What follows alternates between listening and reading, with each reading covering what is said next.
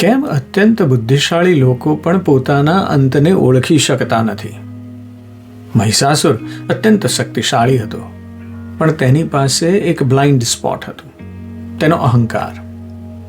જ્યારે તેના દૂતોએ તેને દેવીના ભયાનક શસ્ત્રો અને સિંહ પર સવારીનું વર્ણન કર્યું, ત્યારે મહિષાસુરે એ ચેતવણી ન માની. તેને દેવીના 18 હાથમાં રહેલો કાળ ન દેખાયો, પણ માત્ર તેમનું રૂપ દેખાયું. તે વાસના અને મોહમાં અંધ બની ગયો. આ જ છે અદ્રશ્ય કર્મની ગતિ. જ્યારે વિનાશ નજીક હોય છે ત્યારે બુદ્ધિ ભ્રષ્ટ થઈ જાય છે. જીવનમાં આપણી સામે પણ ઘણીવાર સંકેતો આવતા હોય છે. કોઈ નુકસાન, કોઈ બીમારી કે કોઈ સંબંધમાં તિરાડ. પણ આપણો અહંકાર આપણને એમ કહે છે કે આ તો મારા માટે એક તક છે. આપણે સત્યને જોવાનો ઇનકાર કરી દઈએ છીએ.